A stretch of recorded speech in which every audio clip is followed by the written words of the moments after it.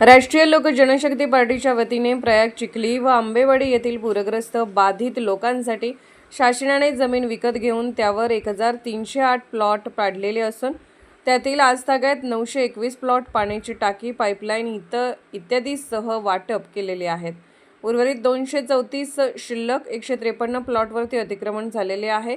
153 प्लॉटवरती झालेले अतिक्रमण तात्काळ काढून व 234 शिल्लक प्लॉट गरजू पूरग्रस्त बाधित लोकांना देण्यासाठी बाळासाहेब भोसले, जिल्हाध्यक्ष हरी कांबळे, कुरडू, जिल्हा सचिव अनिल कुरणे, करवीर तालुका अध्यक्ष शंकर पाटील, अवधूत शिंदे, सचिन यादव, भारत वास्कर, रघुनाथ पाटील, रघुनाथ चौगले, पांडुरंग पाटील, संदीप चौगले, बिरू माने, रामदास मोरे यांच्यासह तहसीलदार यांना विविध मागणीचे निवेदन देण्यात आले आहे।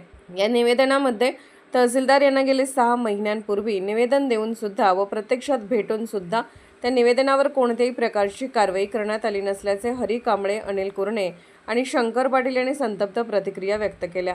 आमच्या मागण्या मान्य नाही झाल्या तर राष्ट्रीय लोक जनशक्ती पार्टीच्या वतीने जिल्हाधिकारी कार्यालयावर मोर्चा काढू व उग्र आंदोलन करू असा तहसीलदारांना इशाराच दिला। कायदा व सुव्यवस्थेचा प्रश्न उद्भवल्यास तहसीलदार जबाबदार राहतील असे शंकर पाटील यांनी सांगितले। सतर्क लाईव्ह न्यूजसाठी वडणगे प्रतिनिधी ज्योतिराम घोडके।